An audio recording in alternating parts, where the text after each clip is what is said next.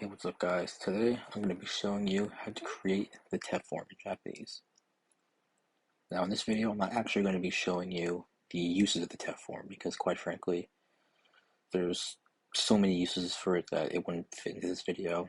I would probably have to create a separate video for that. So in this video I'm just going to be showing you how to form the TEF form. Now let's get started. Now just a quick and dirty reminder of verbs. Remember every verb ends with the u line. There's two types of verbs.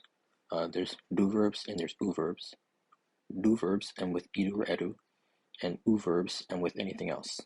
Examples of do verbs include taberu, neru, okiru, taberu, eru, neru, eru, okiru, iru.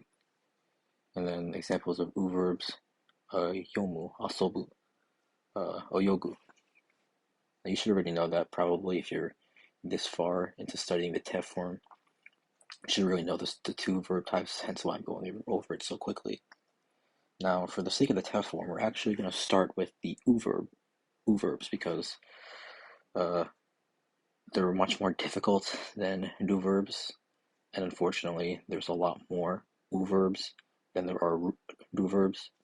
So, most verbs are going to be more difficult, I guess. Hence, why we're starting off with u. You're probably going to want to study these the most.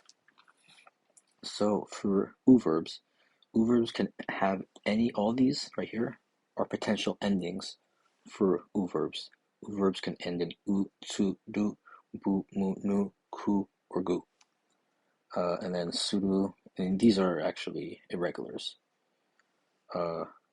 Now you'll notice that I grouped these up. There's three here, one. I did that on purpose, and it's because these three endings share the ending for the TEF form.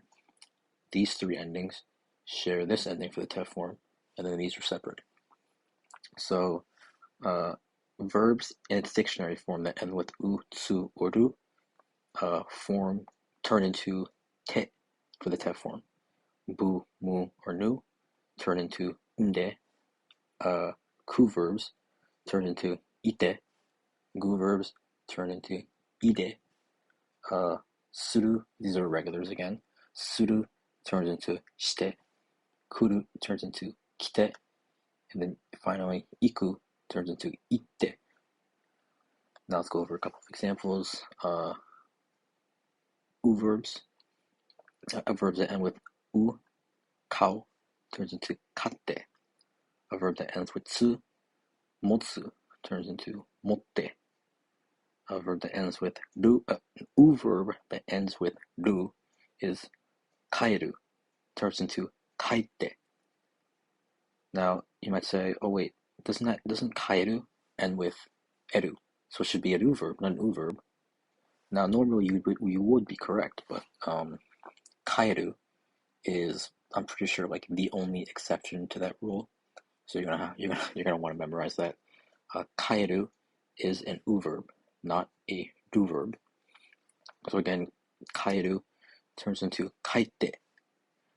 A verb that ends with bu is asobu, turns into asonde. A verb that ends with mu turns into yomu, turns into yonde. And then nu, there's not a lot of those, but shinu turns into shinde. Now you might actually know shinde from that famous sentence, omae wa mou shindeiru. That actually is a combination of shinde, the TEF form of shinu, and then iru.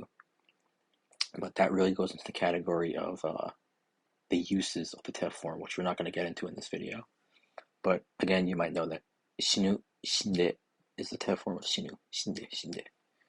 A ku verb is kaku, turns into kaite. Gu, again, there's similar to nu. There's not a lot of verbs that end with gu, but example is oyogu, to swim, turns into oyoide. And then again, suru turns into shite, benkyou suru, benkyou shite. Kuru turns into kite, and then iku turns into itte. So you might see why that's actually a lot harder to memorize. you have to memorize 1, 2, 3, 4, 5, 6, 7 different verb endings, and then you have to memorize the te form endings for each one of those. Now, when we move on to the do verbs, you'll see why it's so simple. Now, unlike u verbs, do verbs only have one ending, only one potential ending, which is obviously do, unlike all of these here. And the best part about it is, to create the te form, you just get rid of that do and replace it with te. Simple as that. For example, 食べる turns into 食べて、寝る、寝て、起きる、起きて、見る、見て. Now, keep in mind, it's not 食べて, it's 食べて. There's no gap like there is with this section over here. It's not 食べて, it's 食べて. It's one continuous line. 食べて、寝て、起きて、見て. So now you have the information on how to form the te form of the verb. How do you actually study it so that you can use it in a real life conversation? How would I actually suggest doing that? Now, honestly, again, as I said, u verbs are much more difficult than do verbs, so you're gonna have to study that one the most. And what I would suggest is, honestly, ignore these. Ignore all of those. Ignore the endings of the dictionary form of the verb, and instead just memorize this part. Memorize one verb from each category.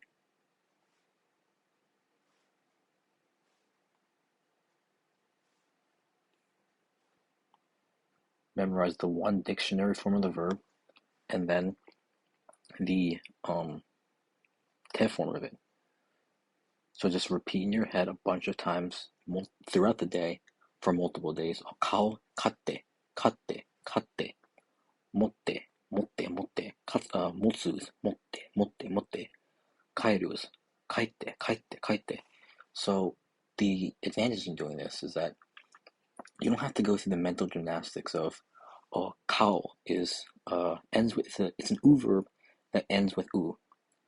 So it's part of the utsuru, and utsuru verbs end with to turn into te form. You use te, so it's kao turns into katte. No, you don't have to do the mental gymnastics if you do it my way. Instead, it's just kao katte. And then when you encounter another u verb that ends with u, you won't have to go through the mental gymnastics. You'll just have the imprint in your mind. You'll have the setup in your mind. Oh, it's kao katte, which means this other verb must end with te. It's the same thing with all this. Asobu turns into asonde, asonde, asonde, yonde, yonde, yonde. Just memorize that, and again, you'll have the template in your mind in order to learn other verbs. I promise you, 10 times easier. I've done it both ways. I've tried to group it up like this and go through the mental gymnastics of utsuru, turn it to te. No, don't do that. Just memorize one example from each category, and you will be set. And then for do verbs, I mean, you don't really even have to do that for do verbs because, there's only one category. You just replace it with te. Now, you just have to know which verbs are u verbs and which ones are do verbs. That's really the most difficult part of learning the do verbs, is actually which verbs are do verbs. So, again, that's how to form the te form. In my next video, it'll probably be showing the different uses of the te form. The te form is so expansive. There's so many things you could do with it. It's such an integral part of the language. Okay, cool. You know how to create it. Now, how do you actually use it? And that's probably going to be my next video. Right? You could take a screenshot of this if you want. You could borrow these verbs in order to memorize, or you can, again, go on Google and look up other verbs and have these endings and use that as your memorization tool to set the template. Yeah, I guess that's it. Thanks for watching. Hope you enjoyed, and I hope you got something out of it.